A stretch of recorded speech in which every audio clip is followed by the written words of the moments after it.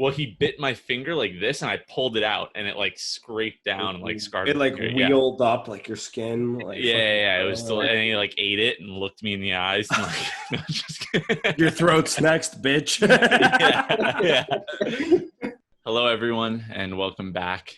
Here with Joe and Lucas. We've got another episode of Books, Beer, and Banter, where in this series we are now talking about The Black Swan by Nassim Taleb. We are on the final chapter, which is actually kind of like an added chapter on the end, so your book might not even have it.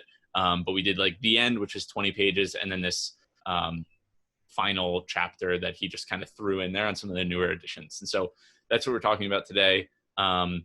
We have our different topics that we want to cover that we started kind of doing last episode. So my topic that I want to talk about, the first one that really caught my attention was how he talks about, this like barbell approach to really everything and how you think about it in a ton of different ways. And so like he has the idea when it comes to like exercise and nutrition, there's like two pieces. He talks about how he does a lot of, very heavy lifting of like, deadlifts, like max rep.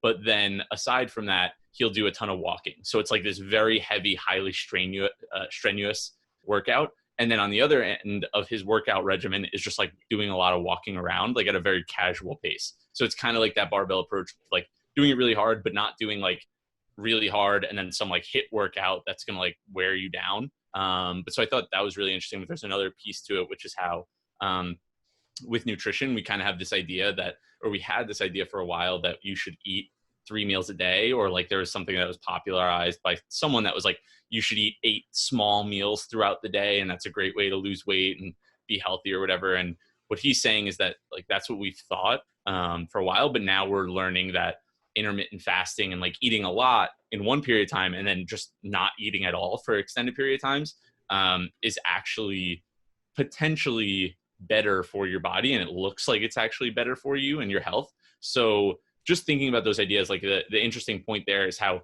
in the past, like ancient religions have already kind of had this ingrained in their tradition, like Judaism, Orthodox Christianity, etc., had like fasting periods where like you can kind of think of that like there was this like, it goes back to like sapiens kind of stuff, but there's this knowledge in tradition. Like there's some shitty things about traditions, I'm sure, but there's some things that are done in tradition that like clearly like they didn't have science behind it, but it worked, so like that kind of idea, like that's just what I found super interesting. I don't know if you guys thought about that or had any like takes. Yeah, I thought the whole thing, like the whole barbell approach, I guess, was about like the weight parts like of the barbell would be like a spike in something. So he goes to, I don't know if it's the same part that you're talking about, but when he talks about like the stressors, how inducing them every once in a while is like how you stay from or like protect from getting, fragile. And, while reading, I was like, that's almost something that I feel like I want to do more often.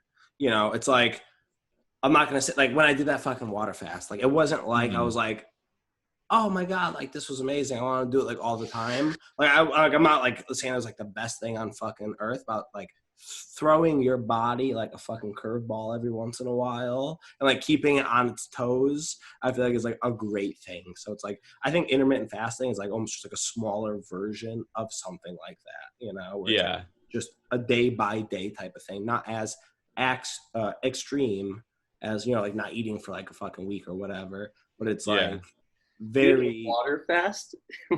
So yeah, dude, when I was in Tampa, I fucking 5 days no food, just water. What? Yeah. What the fuck, Joey? What? Yo, you wanna know what happened? All right, I shit you not, this is the story. So Yo, that is insane. So I was interested in like learning about microdosing. So I was Googling it and shit like this, and I came on Matt Eliason's blog. I was familiar with it before, but I was just there. He had like a little blog post on the microdosing, and then there's another one about like a water fast. I was like, oh, that sounds super interesting. And like, granted, there was like a bunch of reasons why you should do it. Like it's like healthy for you, and like it helps like refresh your cells and like kind of like get rid of all like the toxins in your body. But I was just like, I wonder if I could do it. Like 5 days is a long ass fucking time without eating food. So I was like, let me just give it a shot and we'll see what happens. And like I was also, me and Jules were doing like long distance and everything like that. So like it lined up easily where it's like I wouldn't be like awkwardly like missing dinner, and like I also wouldn't be tempted with like her eating and me not. Like I wouldn't be able to do that now. I was like by myself. If I said no food, there's no food. So, and I was also like, I'm not. Let me do a total purification thing. Not like, yet. no food, no Juul, no dip, no nothing. I'm just gonna fucking go at it, which was like no. What ended up happening? Baby steps. Baby steps. Day to deal with the hunger. Yeah, dude, you know what the worst part about the whole fucking thing, dude? The hunger subsided after like day 2. Like day 3 and 4, like I wasn't even hungry anymore. I was just like, it is what it is, But yeah, just water. And like honestly, I don't like water that much. Like I like seltzer water. Seltzer guy. Like yeah, exactly. Like there's just plain tap water is just fucking weird to me. But dude, the worst part was just like you don't realize how bland your world becomes when you don't taste anything. I swear to God, it's like I was living in black and white. I was like, eventually, after like day 2, I was like, all right, fuck it, I ain't gonna eat food. I was like, I'm gonna hit the Juul because like I need to taste something. I was like, I'm gonna hang like licking the food, like you get a shot. Yeah, right. I won't. Like just lick just a little something. Yeah. But I was just like, that was like the toughest part. Also, that licking the food thing, I always wondered, like bubble gum has like calories and like a nutrition label. Is that only if you swallow it? No, it's because of the sugar in the sugar when you chew it. I think it just like you start breaking it down and stuff. Swallow like your saliva, and the saliva has like the sugar and the other chemicals in it. Yeah, that just made me think of that. Well, it's so low in calories. Like I feel like that wouldn't break. Like I feel like that would be okay in the water. Like I didn't do that either. Like you could do like people like you guys know me. Like I ain't fucking doing too much research into this shit before I do it. I'm just gung ho. I know I'm not gonna die from it. You know what I mean? Like so I did it 5 days, and yeah, I mean, it was cool. I mean, I would do it again. Like I kind of want to do it again just to kind of like after reading this, like it's great to shock the system, but I mean, why not?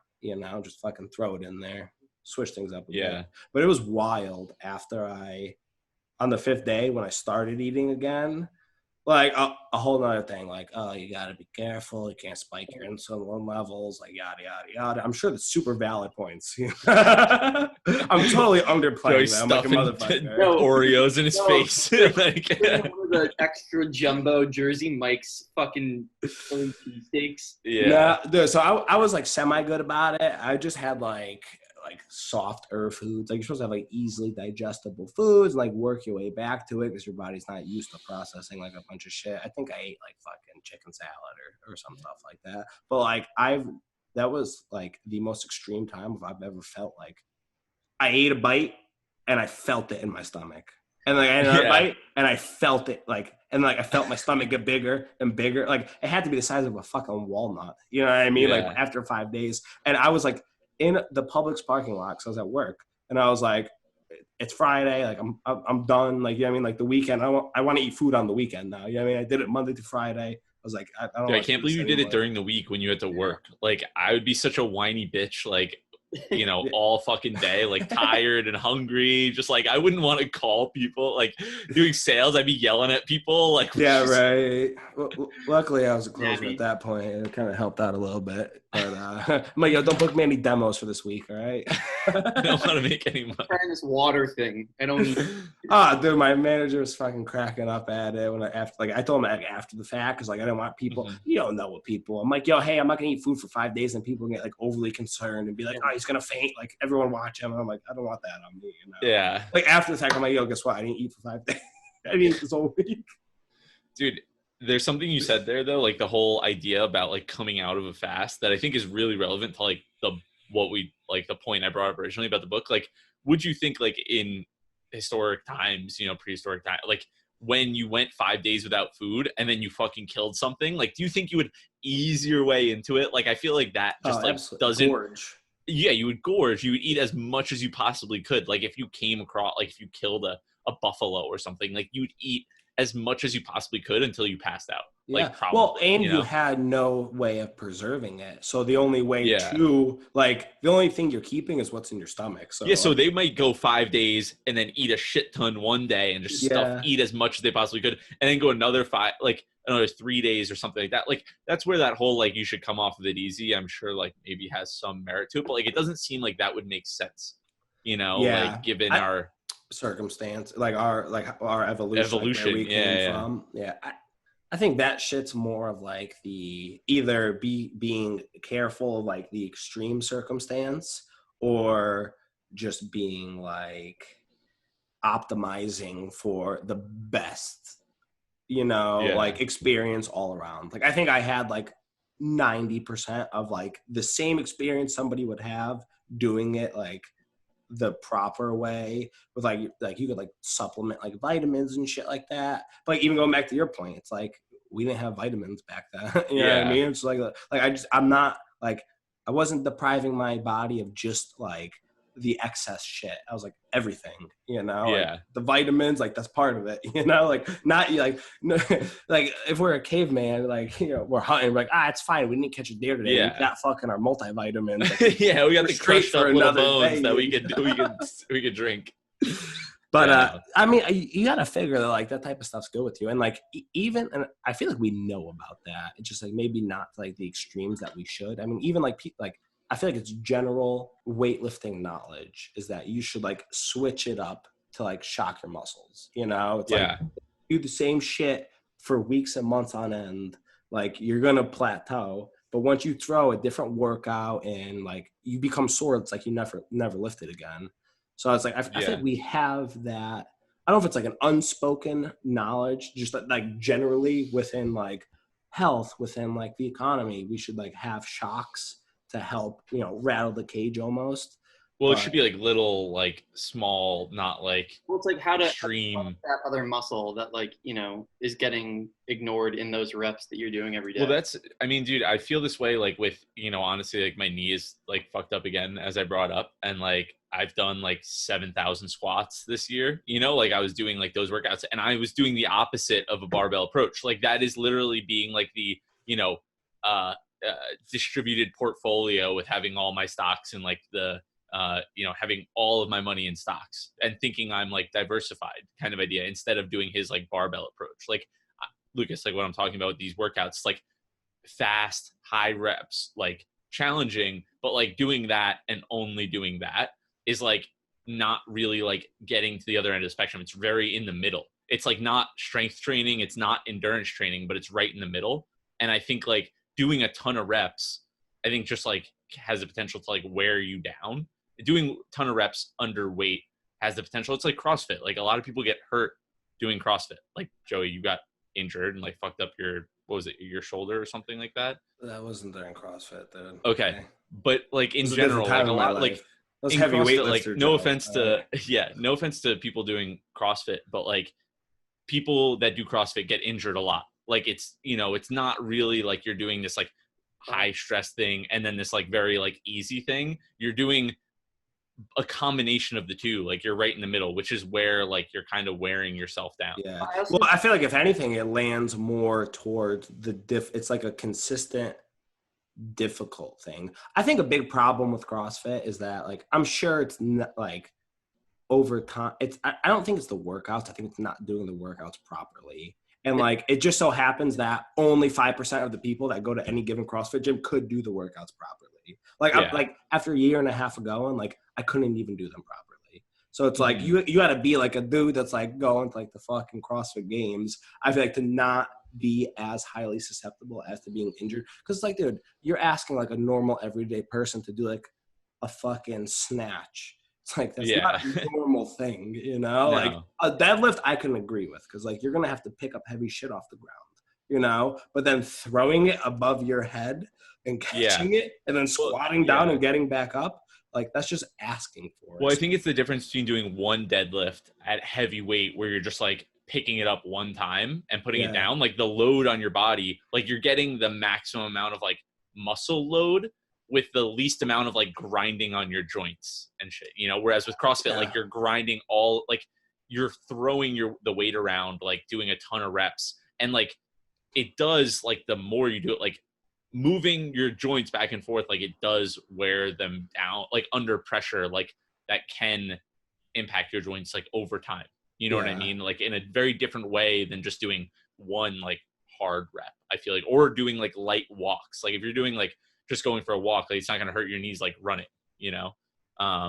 It's like two different ends of the spectrum. I don't know. It's just like, Lucas, you seem like you had somewhere to say that was like not what you're thinking. Well, you're going to disagree. I definitely disagree, because I feel like, well, first of all, I wouldn't say that it's like inherently more or like safer to do one heavy rep than 10 like a little bit less heavy reps of a deadlift. Like I feel like if anything, the one heavy rep, you have more of a likelihood of doing it like in poor form and fucking yourself up.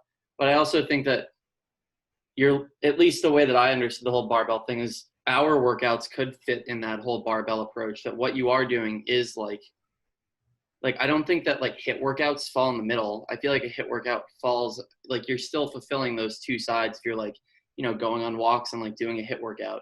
Like you're doing like, but I think you are in the middle of like the amount of like muscle tension for the amount of like effort and movement and stuff like that. You know what I mean? It's not like the maximum like it's not the maximum output for the minimum input.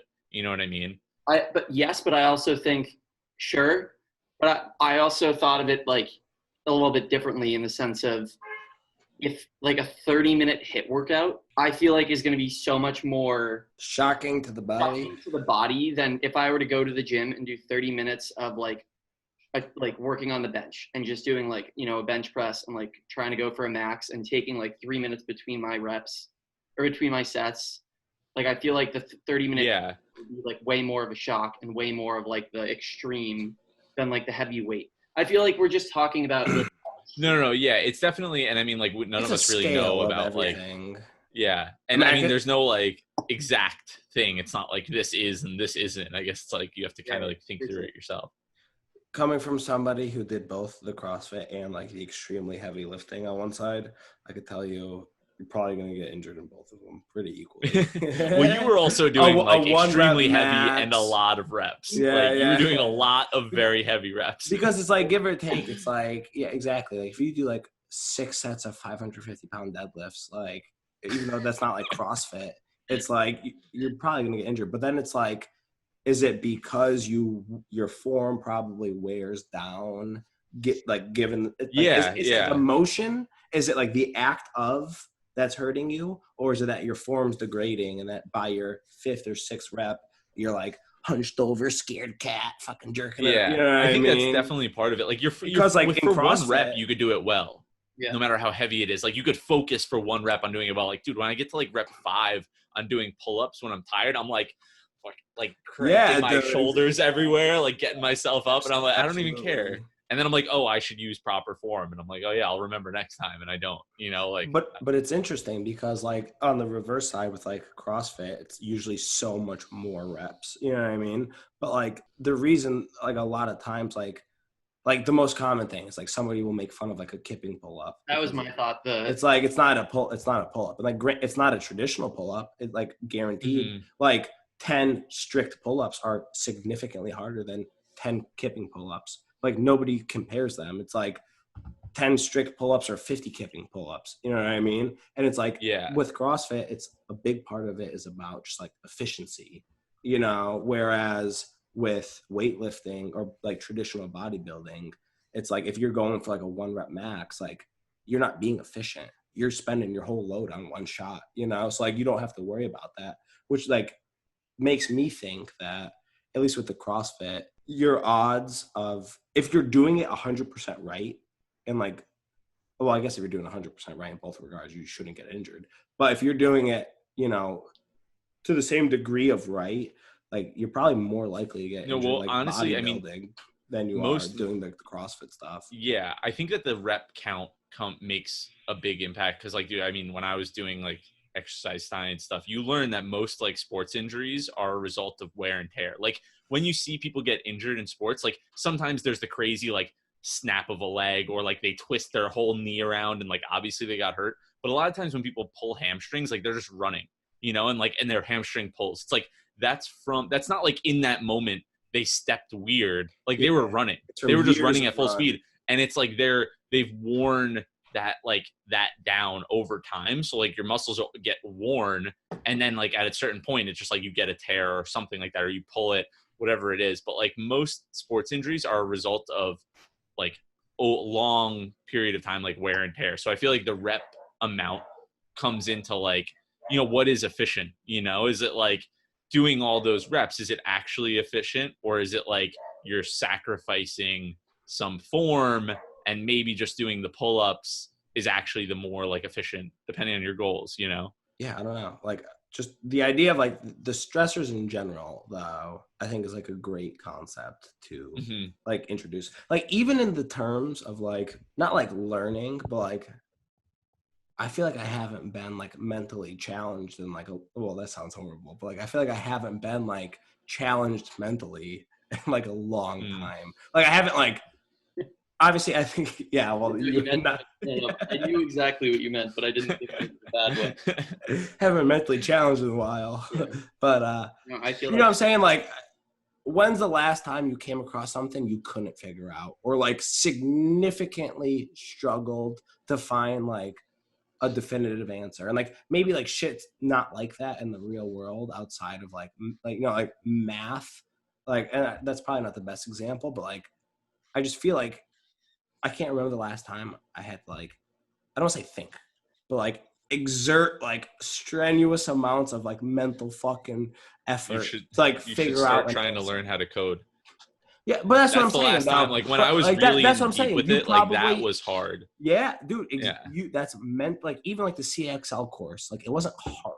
I was just learning. No, you know, yeah. Like there's a difference between learning and like challenging yourself. And I feel like also there's a difference between learning and like doing.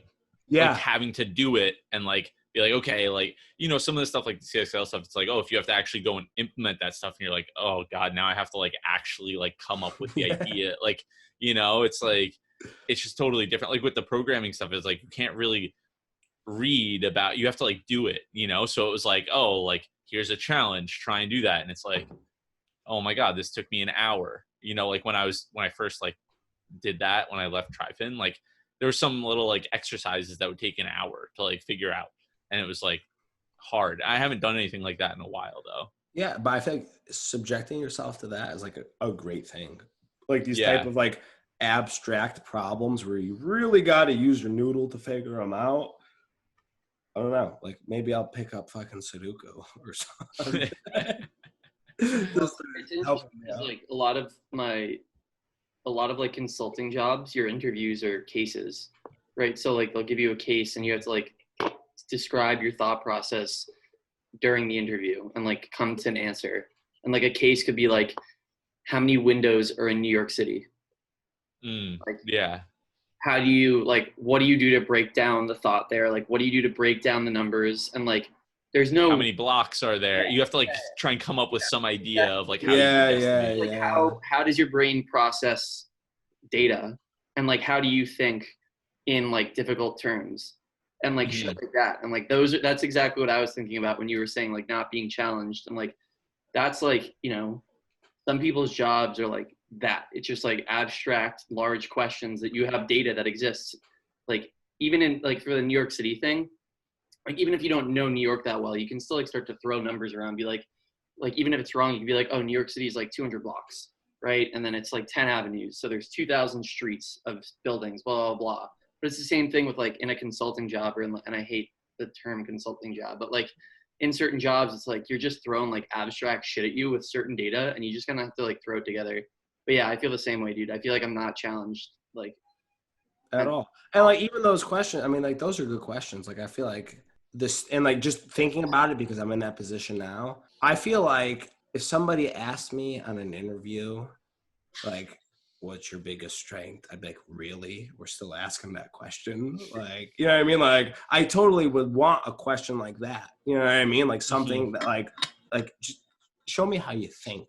Yeah. Instead of like a stupid ass one, like fucking, because like even if it's like if you could show somebody your fucking train of logic, like if you got the numbers wrong, so be it. Who cares? But if it made sense where you were going, it's A-okay. You ever like come to a weird thought and like trace back how you got there, and like you make the randomest fucking skips, and it's like one thing we're talking about kitchen knives, and then the next we're talking about like I don't like some like a shark's blowhole or something. Like I know they don't got them, but like I feel like it happens every once in like a blue moon. They're like the example. I don't know the example, but like Jules asked me like a while ago. She's like, "Why did you think of that?" And like I traced back the thoughts, and I was like, "Those are fucking." Like, that is like a very weird path to get there. Like it makes sense, like how I got there. But, like the skips I took to get to that point were fucking different, you know. I can't remember the exact examples, but like vivid memories of having conversations like that with like significant others. Yeah, you almost don't want to explain yourself. All of a sudden, like I say something, they're like, "How the fuck did you get there?" And I'm like, if you really want to know, dude. Like, and we're from A to fucking 3 to gamma to fucking salt, to the moon, and now we're there, bro. I mean, if you really wanted to know, that's how we can get there. Yeah. I didn't just make it up out of the area. I had a logical path to get there. Is this the first time in the book that he said he loves black swans? In the first page of the final, like the end, he said half the time I hate black swans, the other half I love them. But like I don't think before that moment he ever referred to them as like something positive in his eyes. At least. Well, he said he said that he made his career off of black swans in the beginning. No, I know that. I mean, and I also know that just because of knowing who he is. But I feel like he always like made his relationships with black swans seem like it was something that very often frustrated him more than it was something that like he liked. Yeah, I feel like his thing was like for 95% of the book he was talking about other people's black swans or why he was frustrated as it shouldn't have happened. Is that your dog? Wait, whose dog? My sister's boyfriend.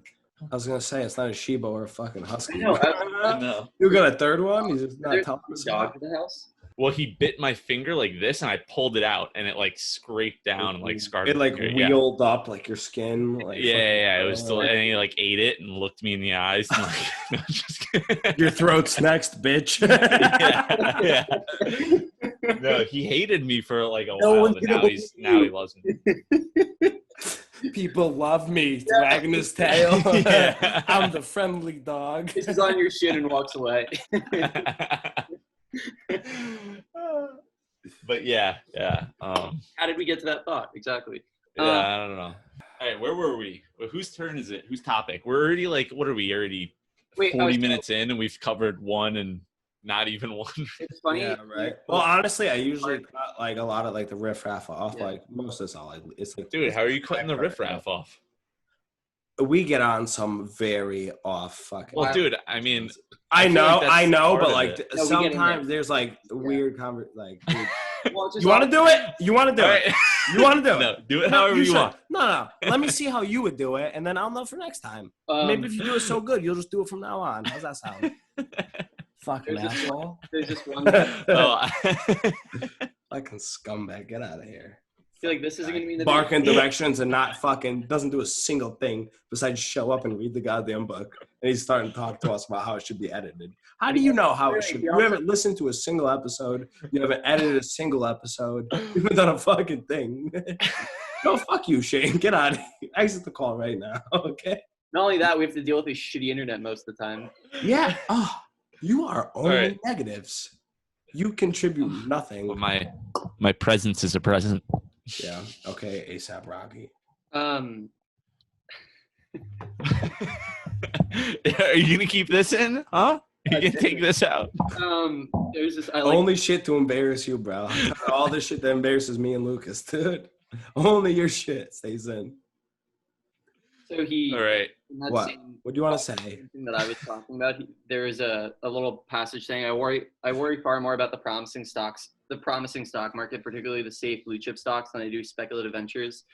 The former present invisible risks. The latter offer no surprises, since you know how volatile they are and can limit your downside by investing in smaller amounts.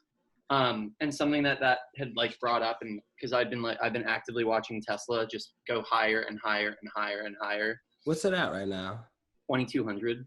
$2,200 a share. Remember when you owned it for like $430 or something? No, I owned it at $203 a share, and then like sold it at 280, and then bought it again at like 180 and sold it at 240. The last time I remember Tesla stock price was in college at like 275. Yeah, now That's the last time I've ever even like paid attention to it. Could have made 10x. But could have made 10x. Tesla, right? Their valuation. I mean, now they're like $500 billion or something today, which is stupid.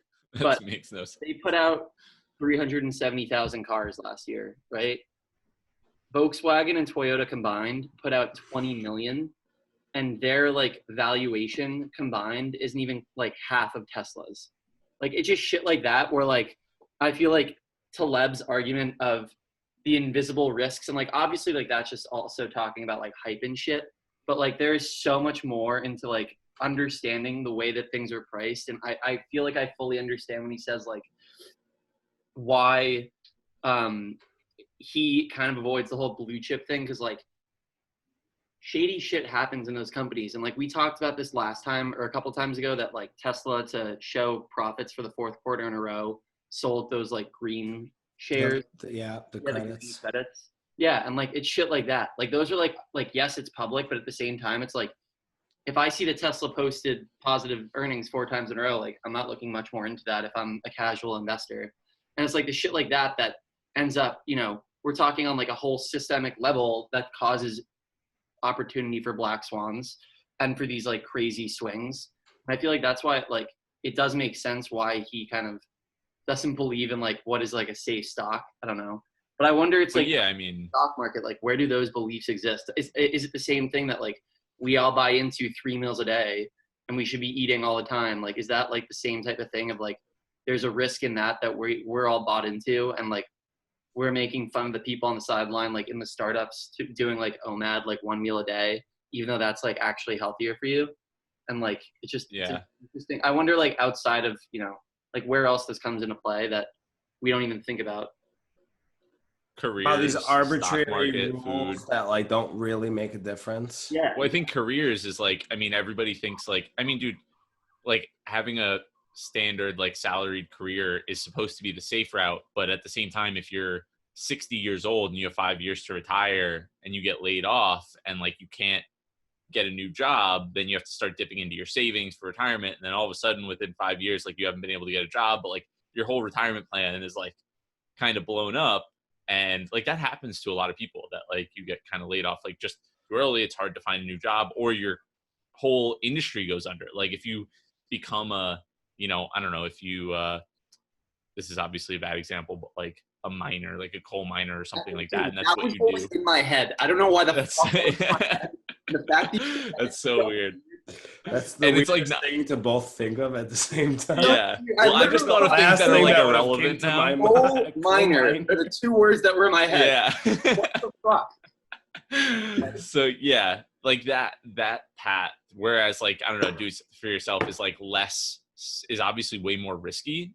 Like it's a different kind of risk, you know, like what he's talking about, like the whole like speculative bets. It's a different kind of risk. Like, you know what the risks are, you know, like I think like me working for myself right now, I know that tomorrow, like I could lose all like my clients or whatever, and then I have no income and be like completely fucked. But like, I know what the risks are, you know, whereas like at a certain point, like you like getting fired the next day, like could just, hey, COVID happens. Like so many people lost their jobs when COVID happened. And like, all of a sudden it's like, I thought I was safe.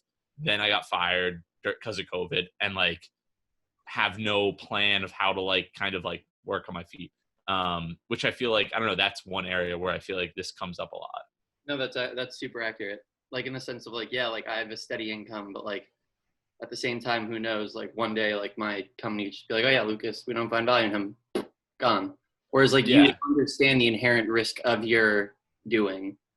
Yeah. Yeah, like I know that like, and But like, it's kind of spread over a few but clients also at like, least a little bit. at least in a like that risk still exists if you're a salaried worker, but like you just don't think of it.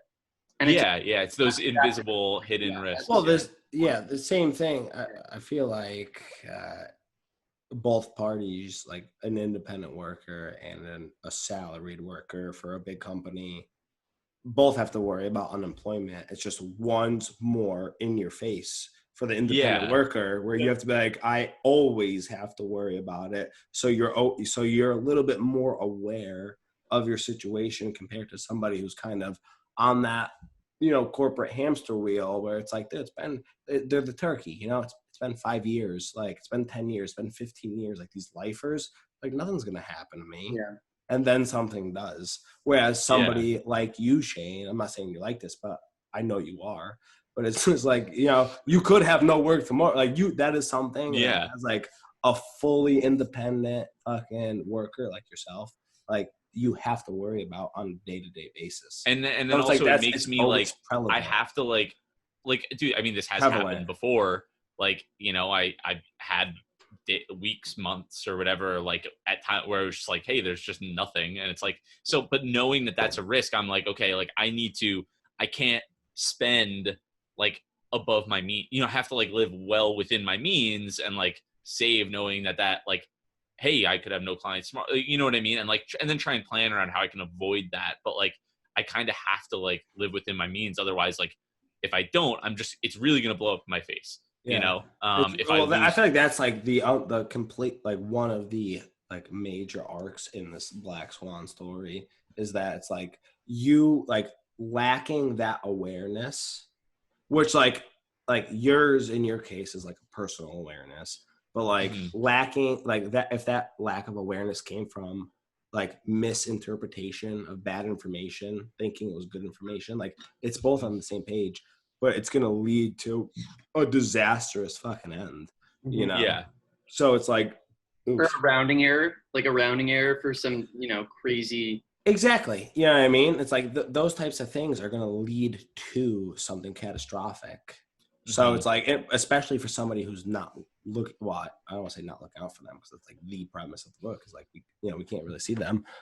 I know, but I think that it makes perfect sense in this situation too, because like being self-employed, the inherent risk is in your face, and it's the same thing as a startup that you invest in. But the like inherent risk is there because you know it. Yeah, you're just but with the fucking company, and like doesn't have to be a startup. It could be Verizon, bro. Like I worked for them, 200 like I think 20 or 50,000 employees. Like nobody thinks that they're going under. Yeah. So like nobody's planning ahead. Nobody's not even planning ahead. Like, what am I going to do next for work? But like, how do I survive off my means? Whereas some like Shane, where the prospect of not having work is like, well, maybe not now. Very prevalent. Yeah, no, it's very super prevalent. So you always have to be thinking like, what am I going to do for work? What am I going to do for a living? So it's like, completely, it could be the exact same situation, but two different mindsets.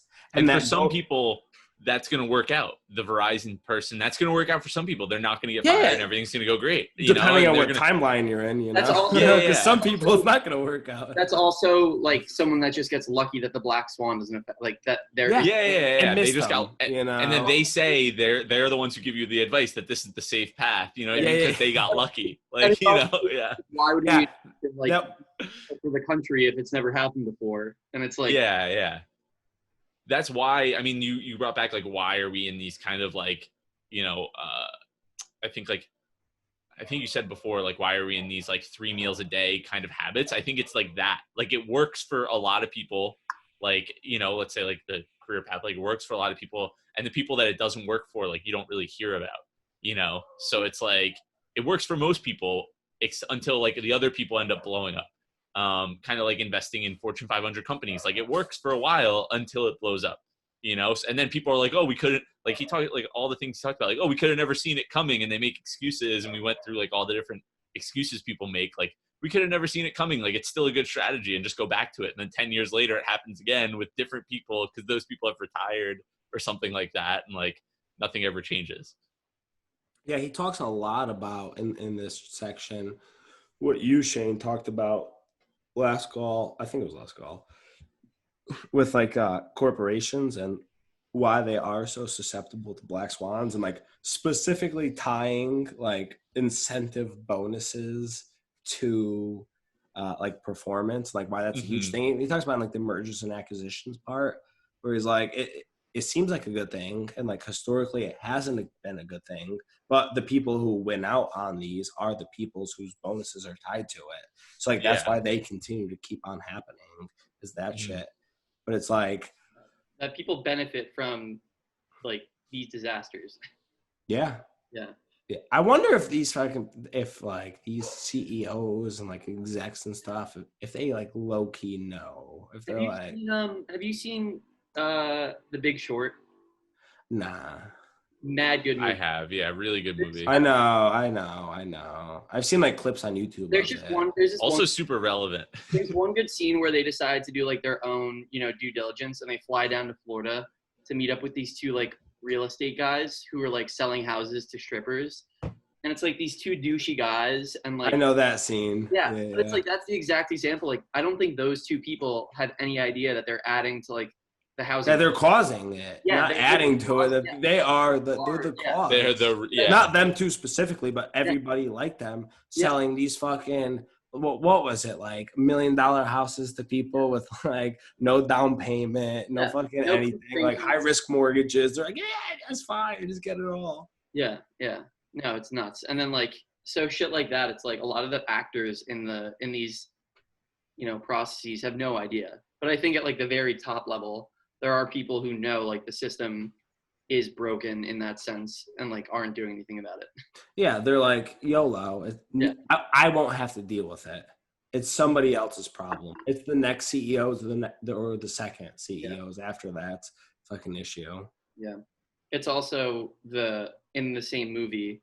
It's who Ryan Gosling plays. He's like the douchey high up person at I think Deutsche Bank or something, and he's one of the people that writes one of like the TROPs or like the AAA mortgage like syndicates or whatever they're called. I forget now. And he like banks, I think like $75 million on the day that the market crashes, or like months after, because he like brokered one of the deals. But like he knew that in order for him to make $75 million in a single paycheck, it meant that like the U.S. housing market would crash. But like he's the one that's like, one of the people like who's in a position of power and who understands like the bigger picture here. And is like, fuck it, like I'm a Wall Street piece of shit. Like I just want that fucking 8-figure payout. Well, yeah, dude. I mean, because they'd assume none of the risk. Yeah. Why wouldn't they? Like nothing happens to them. They're incentivized to do it. Yeah. Like they make more money if they do There's it. There's no clawbacks. If there's a recession in 15, I guarantee you, if people said your performance metric, your bonuses could get clawed back in a fucking 10-year period, depending on like certain circumstances, like a lot of decisions like that I've went through would not have, like obviously you could say like, oh, like the what ifs, like what if we go into like World War III right now? Like, how's that my fault? Well, it's like, well, obviously you're going to have more concerns than your fucking bonus 10 years ago. Yeah. But also it's like, I think if you had that situation, like when I was working at Verizon, like that was a huge deterrent in like selling bullshit fucking units. You know what I mean? Like, I'm not saying I was the greatest salesperson in the world, but it's like I could sell it to somebody who didn't need it. And then when they realized they didn't need it, and like, so I got paid on that. When they realized they didn't need it and canceled their service within like 6 months, I would get my commission taken back. So I'm like, you know what? Like, fuck this hassle in the first place. Hey buddy, you're not a fit. Sorry. You know what I mean? Yeah. Opposed to like the car salesman just like fucking, like taking it high and dry. So like, I think if like shit was like that with like these big corporate executives, like if there was hey, that 75 mil you made on the, the economy crashing, like that could get clawed back in like a couple of years. Or like, if it was put in like a holding fund. Yeah, like an escrow account. It'll get, like escrow, that. like it'll get put out to you every year, but like you only get this full amount if we're still doing good in 5-10 years or something. Once like you're out of here, or like even if you're still here, but like I think that's like a huge. Well, because dude, they like CEOs just have a short term, like they get paid on performance. Most of their salary comes from performance. So if they could pump, and most of it's in stock. Like most executives are paid in stock, and most of their bonuses come from stock. So it's like if they could pump the stock price up by doing something, they're going to make a shit ton more money, and like they're doing good by the shareholders by like increasing the stock price. But really, they're just like not thinking. Like it's kind of the idea. Like some companies, like with some companies will do stock buybacks when like they're about to become irrelevant instead of like investing in R&D. You know what I mean? Like you should invest in R&D to try and like stay a market leader, but you'll buy back stock to increase your stock price because nobody knows that you're about to become irrelevant. Like, you know what I mean? Like, you know that Why you need to do a buying lot of back work. your stock price increases your stock? Like typically, Buying back stock because there's less shit. Yeah.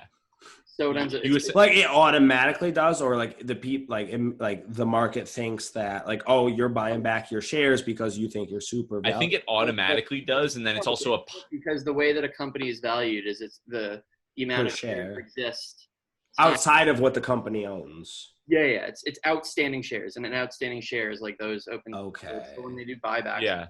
since there's it basically starts to pull away supply, while in theory demand would stay the same. So their price would go up, but then also in turn, a lot of companies that do that, they do that in times of confidence that they're like, oh, we don't even have to put money into like research and development. We don't have to put money into these other things. We're going to buy back our shares to help benefit our shareholders.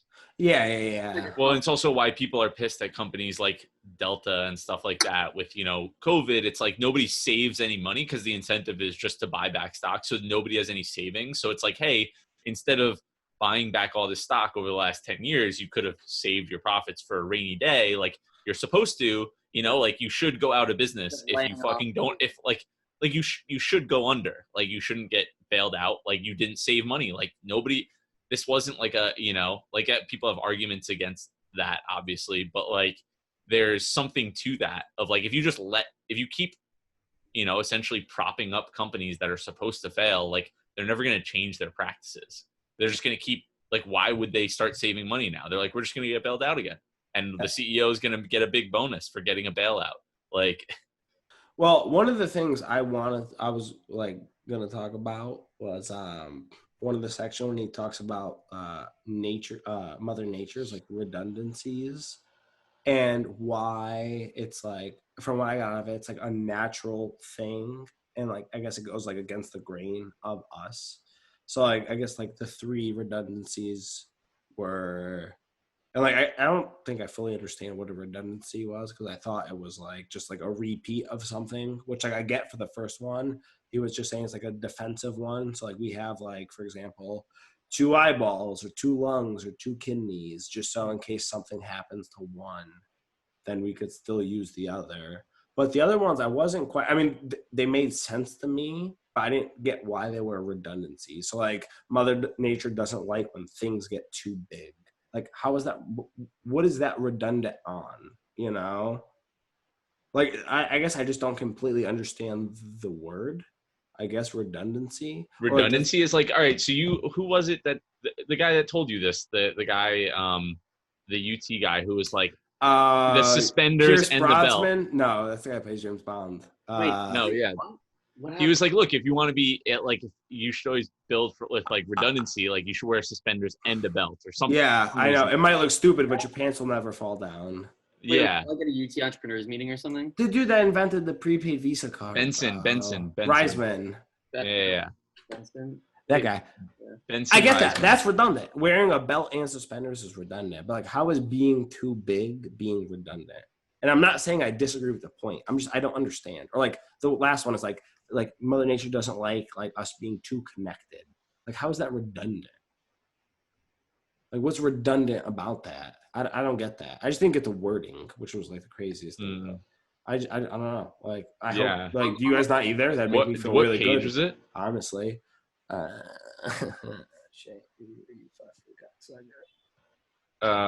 ends on 317. Okay. Or somewhere around there. Big is ugly and fragile.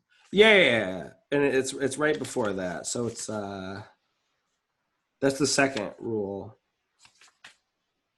So it's at the redundancies as insurance. First, Mother Nature likes redundancies three different types of redundancies.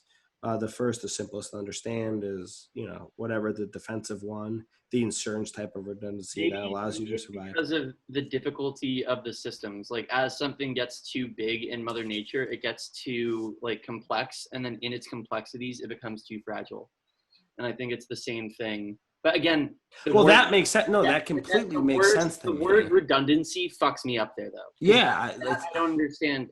What does it say? What? Can you just repeat like the line, like the quote from the book? No, that wasn't the quote. That was just mine. I was paraphrasing, bro. Sorry, he's smart. Okay, sounds like Taleb. I was just saying, like an elephant, or like as something gets too big in Mother Nature, it gets too complex, and then because of all those complexities, it gets too fragile. Is that because Mother Nature is massive and complex, and like it's? But I also think it's like that's the hypocritical. How many ways that? No, I don't think that he's talking about big as being redundant. That's I literally. think he's making a second point. Like I'm wondering like where does he actually like what does he say? All right, so he says, give me literally 2 seconds. I think it's the same fucking thing. All right, it says first, Mother Nature likes redundancies. 3 different types of redundancies. The first, the simplest to understand, is defensive redundancy, the insurance type of redundancy. Oh no, Shane is right. It's not about redundancy. It's just about being too big. No, it's not. That's the second. No. Second, Mother Nature does not like anything too big. Yeah, that's what you just said. Yeah, but it doesn't have anything to do with redundancies. Yeah. Yes, it does. No, it doesn't. The page before that, literally the page before, he says he likes 3 different ones. I know. Listen to me real quick. I'm listening to you. 3 different types. The first is the defensive one. Then blah, blah, blah, blah, blah, blah, blah. That whole entire section until the next big is ugly. He doesn't say anything about the second or the third. Then that section starts. Second, Mother Nature doesn't like anything too big. Blah, blah, blah, blah, blah, blah. Then the last one, the species identity, Mother Nature does not like things much connected in globalization. Blah, blah, blah, blah, blah, blah. And then following that, it says the other types of redundancy. And then there's another redundancy when an organ can be employed to perform a certain function that is not to its current central role. So like that, if he's talking about another type right before those 3 types that happen, I guarantee okay. So I know for a fact. What he's saying. All right, I don't want to argue about like the semantics no. of it. I think I get what I'm saying. Means, all right. I think I get what he's saying is that basically that if there's only one big thing, there's no redundancy. Is what he's saying. Like nature doesn't like too big of things. We talked about this in the last one where like if you had a bunch of banks, if one fails, there'll be another bank. You know what I mean? But if you have one really big one, there's no redundancy because there's just one. Like they all get piled up. So then there's no one. So I think he's using like an opposite example. Okay. So the first one was a real example. You got 2 eyes for whatever reason. And then you found that. And then the last 2 are like the opposite. Like nature likes redundancy. This is why it's bad that we don't have it. Yes. Yeah, you kind of, when you get too big, you lose that. I think that's probably. And then it's the same thing with the interconnectivity. It's that when everything's too connected, it brings itself down. It's the same idea. You lose the redundancy. Yeah. I feel like we've talked about those redundancies indirectly a lot throughout here. Yeah. And especially on the 2 big ones. And I know he goes into like the specifics, like when you become so big that you need to get bailed out and you can't just like fail yourself, like that's when it like becomes like an even bigger like a larger scaling problem. And like I'm happy like 2008 was like a big part in this section because like that's where my mind goes. Like he wrote this before 2008 too. Yeah, well, this section was after 2008. Yeah, this section. We're reading now. That was something that came up in the last where I was like, he literally writes about it like this is going to be a problem or something like that. And this was then it does in like 2000. Yeah, this was published in 2007. So like very, very relevant. Oh, you knew his ass was fucking scurrying to get this extra section in. You knew this dude was fucking like, holy shit, it finally happened, No doubt that like it was gonna happen, but like, it could have been now, could have been 10 years in the future. Yeah. Like, oh, word. Let me update this to say I was right. Yeah, just to be like, fuck all of you. I told you so. If you would doubt and I'm me, rich now. Here you go. And he's like, Like and that. I'm rich now, by the way. So What's like, fuck all Taleb's of net you. worth? I don't know, but did you see that tweet that I sent you guys? Basically, he tweeted out something like the governor, like some you know, terrorist organization or something like blew up my grandfather's house or something like that. And he's like, so I got rich. So I left and I got rich and I came back and built a fucking bigger one or something like that. And it's like a massive mansion that's just like on a hillside in Lebanon. What'd you say? I wasn't even listening to you. Yeah, fuck you. Fuck you. Wait, what are you talking about? Him tweeting at you from a Twitter? Yeah, he was saying some stupid shit and I wasn't listening. No, I'm sure it was great. You know what happened? All right, honest to God, this is what happened. I literally Googled Nassim Taleb net worth, and then the first thing that popped up on like that Google little square, like with like the half an excerpt, he's worth $69 billion. So I got so confused. I was like, "There's no fucking shot." So I couldn't. He's worth $69 billion. You've now increased the average net worth in the room to approximately $683 million, or roughly 880,000% increase. I see that right now. Yeah, Brightscope. I'm like, what is that even talking about? That has to be some thought example of the Black Swan book. And it can't be, because Quora, like the second one that comes right below it, I would peg it to be 400 to 600 million range. I got the tweet. Are you still talking about that? Yeah, it's a fucking great tweet. Nobody cares about you and your Twitter, bro. I hate to tell you. Dude, he said 2020, $2 million, but that's probably not right. 22 million? Two.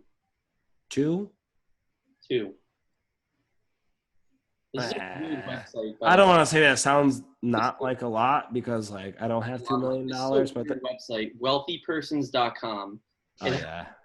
It has his height, it has his weight, it has his sex. They just fucking guess and they're just like, 2 million. Like roughly.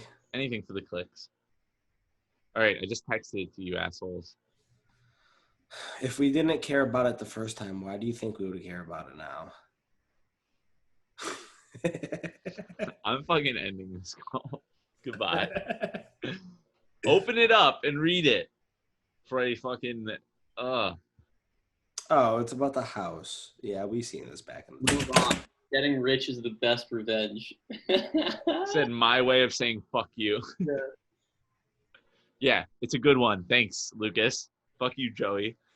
All right, that's it. That's all, folks. That's the end of the Black Swan. Next week, we are back with Anti-Fragile, episode number 1. We know Lucas isn't reading the first chapter. The first section. Lucas is going to come in with 2 half-ass topics and barely talk next week because he's moving. But me and Joey will be all about it.